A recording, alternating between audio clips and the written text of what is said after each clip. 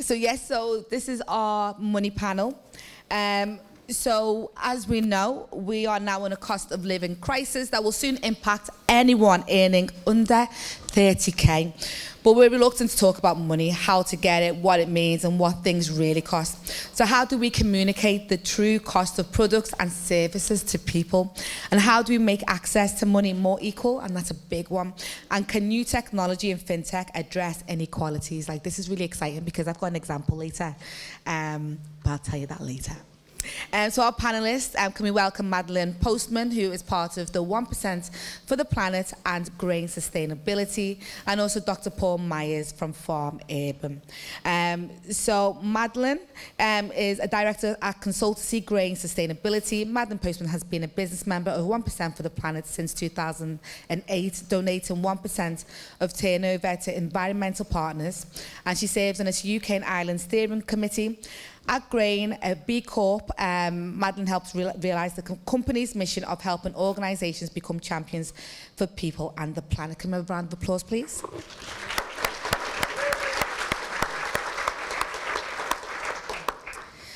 We need to say a big thank you to Paul, who has stepped in because you was not meant to be here. You've stepped in, lifesaver, lifesaver. So we saw him earlier on talking about seed. So as you know, I love saying that, Dr. Paul Myers. No, you've earned that doctorate. Dr. Paul Myers, I love, isn't it? He's earned it. I'll say it one more time. Was it worth it? Would you like saying doctor to people? Why? Honestly, I just prefer Is that a Scouse thing?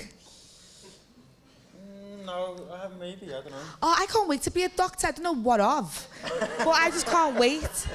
Doctor, professor, MBA. Oh, goodness, OBA. Yes. See, so Paul is Managing Director of Vertical Farming Experts and Farm Urban. The team works across the UK, pioneering alternative growing techniques and hyper-local farming, and has achieved sustainable double-digit growth. I love that. Can we have a big round of applause for Paul, please?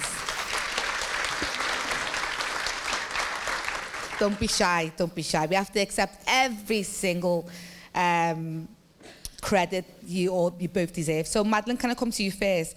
So encouraging companies to pass on the true cost of products and services. So it isn't the environment paying these externalities. So what does that mean?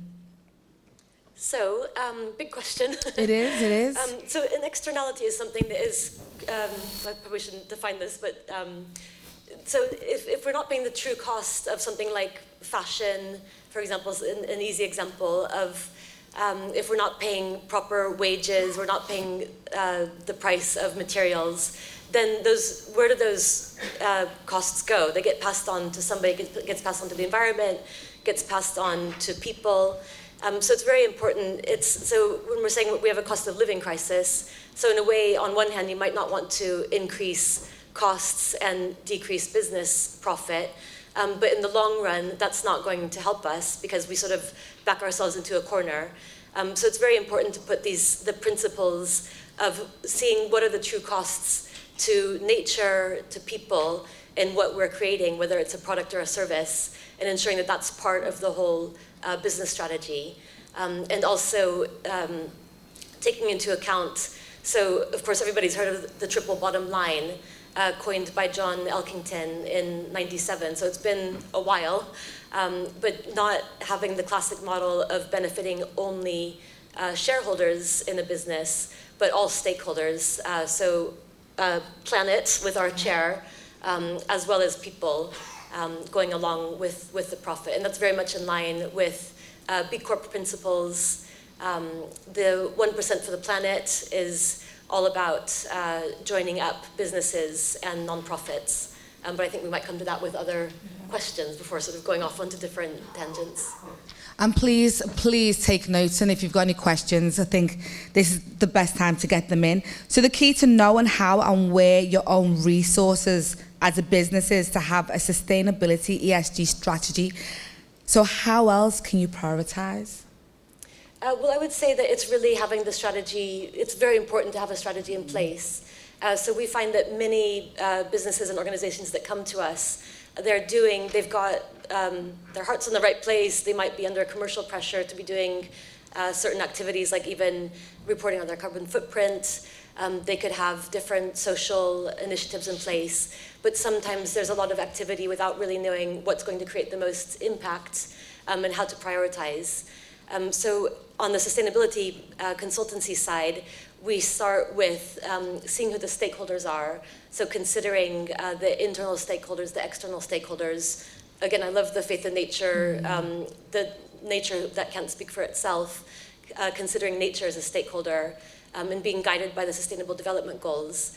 So the first step is to do a materiality assessment, see which issues are most material and prioritize those, and then lay out the strategy according to that, so you can really prioritize issues and then put into place tangible goals with responsibilities and timing to make sure that you could say, okay, net zero in 2030, but how will we get there? What are the very tangible steps along the way to get there? What has the most impact? Paul, can I come to you? You know, we're talking about money matters. When you had the idea for Farm Urban, what was the main purpose for it? So yeah, maybe linking back to the PhD thing. So my background's in like human biology. So I was studying something called epigenetics, which is this idea that your environment impacts on your health and well-being through your DNA. And I was in the US at the time, working for the government there, watching them spend billions and billions of dollars to develop drugs that my kind of research and the research of many others was saying those diseases don't need to be there in the prevalence that they are if we kind of change our environment. So if we're less stressed, if we get outside more, if we eat a healthier diet, you know, you could clear hospital beds by 50%. So it just made me start to think about, well, what about like healthcare from the ground up, and what can we do at the societal level? And then I ended up going down a Netflix documentary rabbit hole for like 2 weeks and just watching loads of really powerful stories about kind of food and the planet. And it was kind of obvious to me that, like, you know, the food you eat affects your own health and well-being. But what was less obvious was the impact that the food system is having on the planet. Yeah. So I kind of came back from the US, like, with this sort of niggle in the back of my mind, like, well, what impact can we have? You know, how do we start to change food systems and people's environments from the ground up? And then just fell in love with the idea of growing food in cities and doing it in a bit of a science techie way, and then kind of engaging people with that food. So that's where the education programs and the kind of business ESG packages came from. And then it's just been I've given it a lot of thought, but at the same time, not a lot of thought. It's just been like a flow for the last 8 or 9 years, I think. So how do you get companies to buy into Farm Urban? It depends on the company. So some people just get it straight away. And like, I think a lot of our success has been because of relationships and people understanding who we are and what we do, and hopefully we're authentic with that. But I think now, so we've been a social enterprise, we still are, but like, you know, we've been doing ESG for 10 years, but like grant funding and kind of just about making ends meet. And now it feels like the commercial corporate world has finally woken up to ESG and wants to put value on it and pay top dollar for it. So we've kind of pivoted. We're selling the same products and services, but we're just doing half the work for twice as much money. I shouldn't say that because... but you'll still get a good deal if you want to buy our products and services. So I think it's about language and using the right language for people. And I wanted to say this before, there's a really powerful story. So I met this guy who used to be head of HR for the US military, Richard Nugent. So he had a staff of like 3 million people, which is just insane. But he told this story about how he was trying to embed sustainability into the armed forces, which was a tough gig. Wow. And he was going, you know, we need solar power, you know, the future of the planet depends on it. And the finance people at the MOD were like, yeah, whatever. And then he went away and thought about it, and he came back to them and said, if you don't invest £280 million, there'll be no power for the the armed services and we won't be able to defend the country. And he said within the week there was a check for $280 million from the finance department. And I think those people who don't get it straight away, you need to find the language to make it relevant for them and help them get it. That's so true. Madelyn, let me come back to you. Do you find, because we were saying this in the last session, about the UK not really getting it, you know, understanding sustainability, net zero, all that kind of stuff, not really getting why it's really important to make this happen. From your experience, where do you think we are at in terms of that, you know, our climate fight?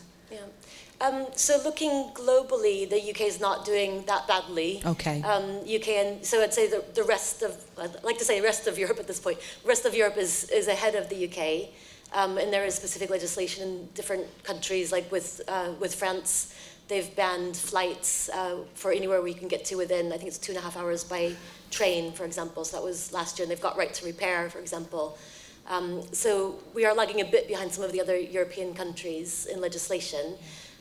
But there is the 2050 net zero goal, and we're ahead of some other countries. But of course, it's very frustrating to see like the coal mine going ahead, and you just think, why is that happening in this day and age? So it's, you know, we're sort of not, we can always do better, but I think it's really important that, you know, you have to speak the right language, and how this example of climate change it becomes a defense issue as well. So it's something that permeates, you know, it's not something you can just take independently and say it doesn't affect any other aspects. Sustainability, and I mean, it's a money penalty, so it's often on a business level. If you have the CFO on board, that's what can drive change. So there has to be change at that leadership level.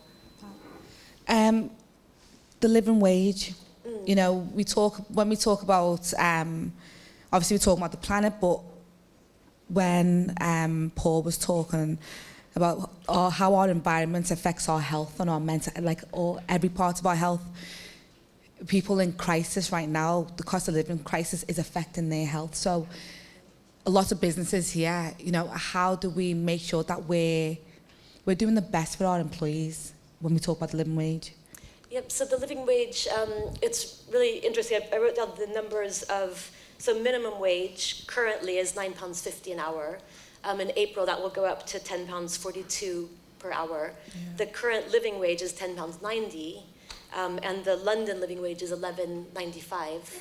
And we just became a living wage employer, and we thought, well, you know, people won't expect that a consultancy is not paying living wage. Yeah. But we weren't actually paying the London living wage, and we were surprised, and we thought, well, we'll become a living wage employer to raise awareness of the living wage as much as to pay it.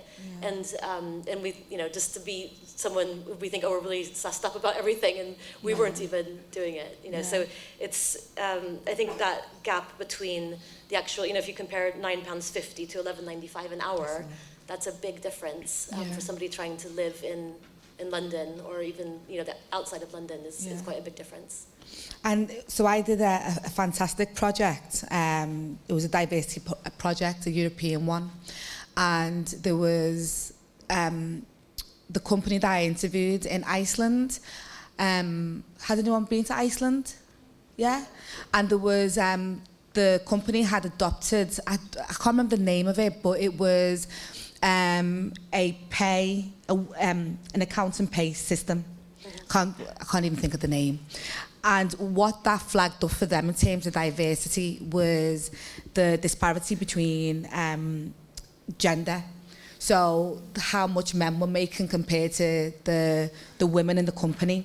And what they found was men in the company, regardless of what department they were in, whether it was supply chain or whatever it was in the factories, they were still making more money than the women. And what they found was more men were able to take overtime. So they were able to top up their wages, whereas a lot of the women couldn't do that.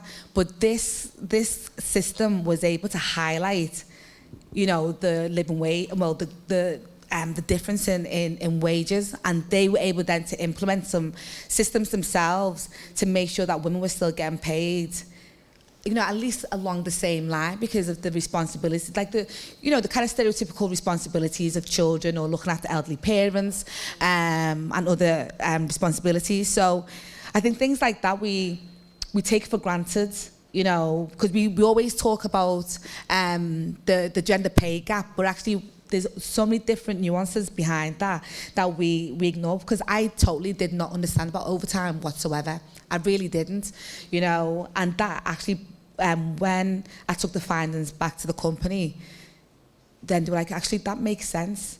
You know, it actually makes sense.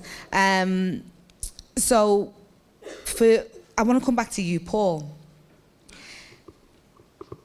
When, you know, you by 2030, you want everyone to have, you know, a farm urban, you know, in their office, you know, on their buildings, all of that. But are you conscious of the type of companies you want to work with, or who you want to have farm urban represented, or, you know, not represented, but have a relationship with? Like, would you go to McDonald's or KFC? Yeah, I think it's a really interesting and kind of tough question, because, you know, when you're trying to survive and grow, you know, and you're doing, inherently, you feel like you're doing a good thing as an organisation, you kind of think, well, does it matter who's paying for this, as long as that good is still happening in the world? Yeah. And I think that kind of was mostly my philosophy, but Jens, our co-founder, he's the kind of real moral compass in the business, and he challenges us a lot on that.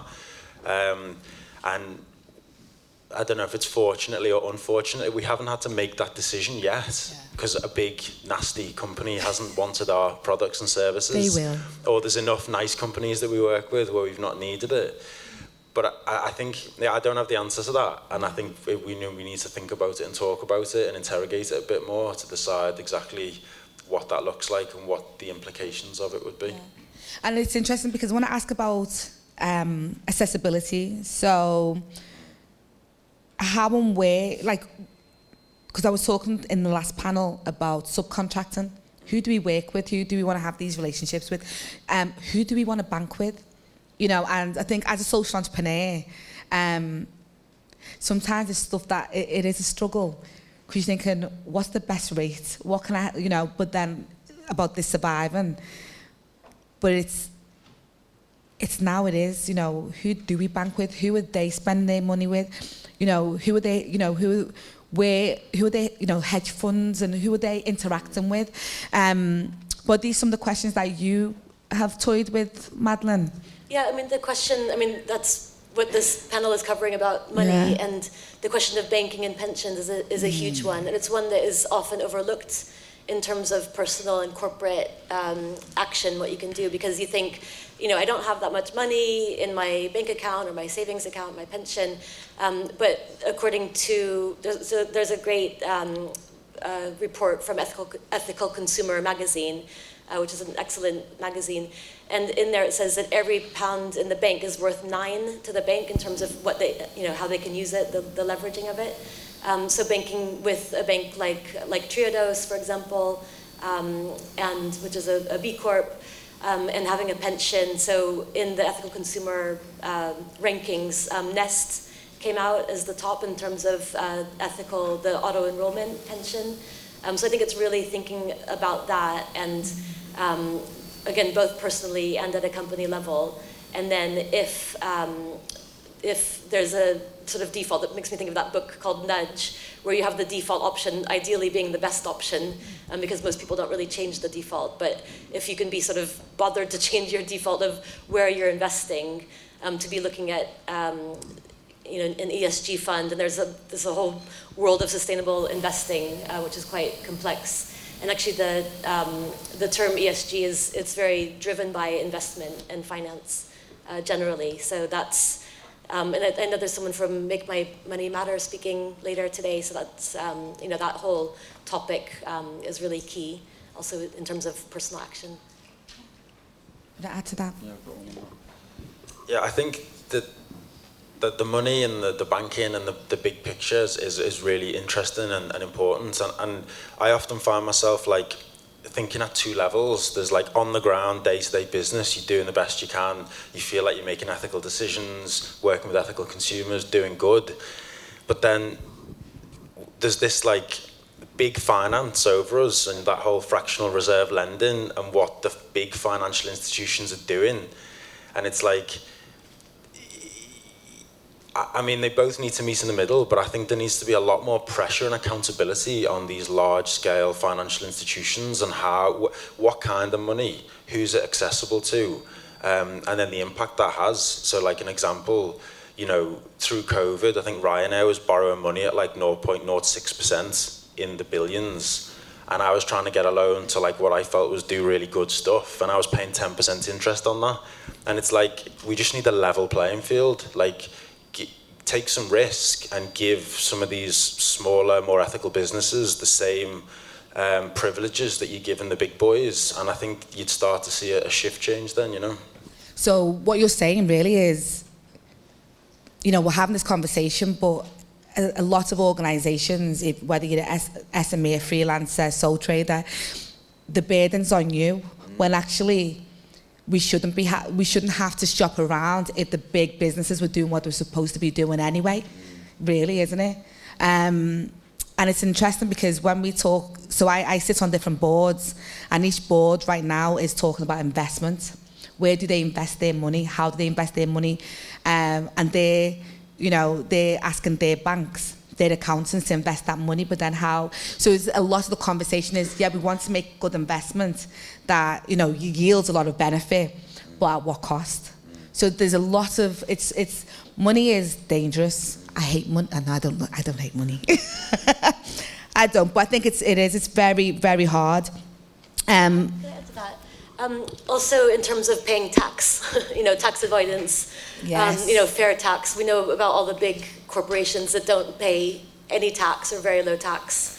And that's just, I mean, it's almost, I want to say it's fraud. It's not technically fraud, but it is, you know, those big companies are robbing, you know, individuals, businesses from what we need in terms of, it's like the fabric of society in terms of what that money is meant to fund. So that's another, there's a move, I think it's called fair tax. There's a sort of movement around that, but I meant to look up. Exactly, Yay. that's it, yeah. That's it. Yeah, thank you. Fab. Any questions? Because we've got like 5 minutes. We've been talking for. Any questions? I am loving the outfit. Love it.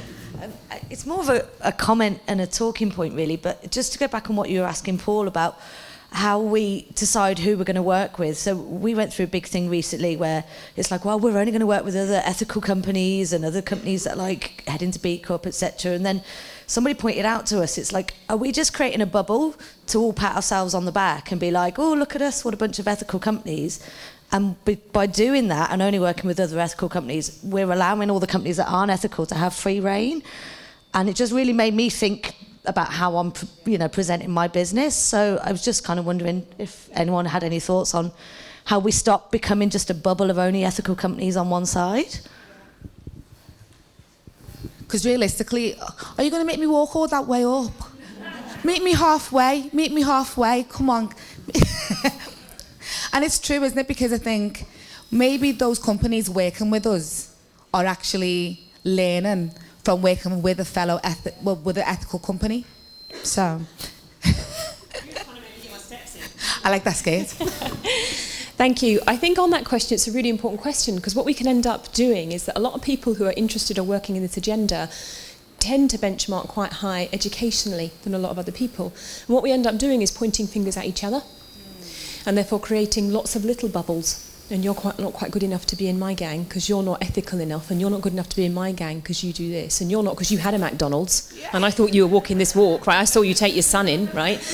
Or whatever it is. So we find reasons to make divisions. And if there's one thing about the environment agenda, it's the opportunity to bring us all together.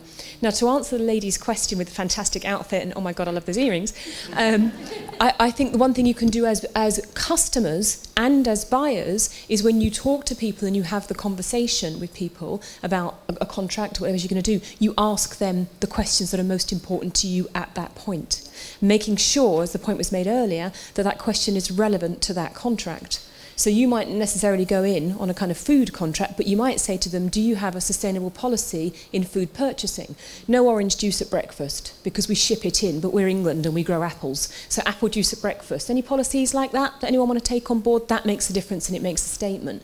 There's other stuff like that. Sustainable fish. I have rung in my working life lots of caterers to book sandwiches and asked if they have a sustainable fish policy. And they say, I'm not going to serve fish then, love.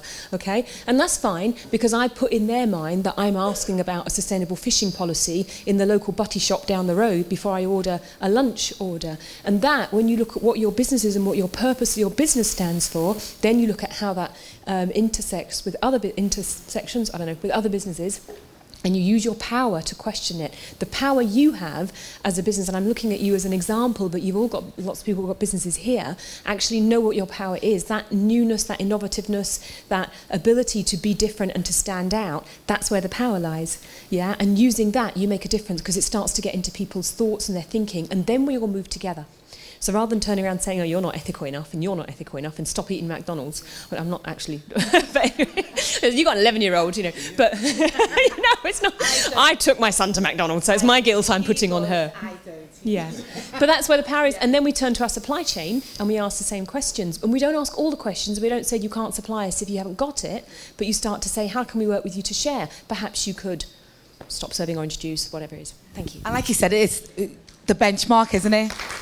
Whose benchmark are we following? I think just while you're walking, I think it's also about the partnerships and bringing everybody along for the ride. And that's very much what 1% is about, is the partnerships between business and non-profits and having business support directly non-profits. In the case of 1%, it's environmental partners, but of course, environmental and social questions are very closely tied. And currently, with money, with these challenges, I think it's a third of UK charities feel threatened for their very existence because of financial problems. Yeah. So if business can support non-profits with this giving, which is certified, then it's a way to help empower the charities that help sort of fill the gaps. And I think that's really important, the point you made there about, this ethical bubble that we can create. And there was, I interviewed a fantastic organisation up in, was it the Netherlands? And, I'm going to throw, this is more diversity challenge. And they created a blend club. So they didn't have, a gender club, women's only club, LGBT club. They had a blend club, because what she said to me was, to be able to solve different problems, we need to be in the same room talking about it, rather than having this echo chamber, and even include like social mobility and everything. And and it made sense. It did actually make sense. I mean, I still like my women's only clubs, but when she was talking about it, it actually made sense that we can't just solve our own problems. We need, number one, we need allies, but also we need sometimes to be asked those difficult questions as well. So yeah. I think there's a lot to uncover. Any more questions, or you know what? See that row? How long have you got left? Oh, take action. This has gone so quick. The Price is Right. Thank you. I just wanted to pick up Paul's point about language, and we framed this about a cost of living crisis. But actually, that's playing into the wrong narrative. It doesn't push us in the right direction. Cost is a degenerative narrative. We'd be much better talking about quality of life, because that moves us into talking about thriving and abundance and all the good stuff that we want to see, and doesn't take us into saying, actually, we need more money, so we need to grow the economy, because growth doesn't lead to well-being, or we need to cut costs. And who loses out when we cut costs? Well, we all lose out when we cut costs. But by going along with that narrative about cost of living, we're playing into the wrong game, and we've all got the opportunity to change that narrative. And I think changing narratives is probably one of the most powerful things we can do. So, really brilliant example, Paul. I love that. So, thank you. Thank you very much. And that is so true. I think when we talk, is that the language of crisis, cost of living crisis, rather than actually what's causing the crisis? You know, what are the changes that the government needs to make sure that people aren't in crisis? You know, so no, language is very important. So we need some actions for our business family to take away with them. Madelyn, what action would you like this room to take away with them today? Well, I'm a huge fan of 1% for the planet, so I would say join 1% for the planet. That might have been a little predictable, but... Fabulous. And Paul? I think measuring what you're doing. Yeah. So, you know, we all do financial accounting. You have to submit your end of year accounts, but we've just taken on, like, we do social accounting, and we've used the B Corp framework to really help with that.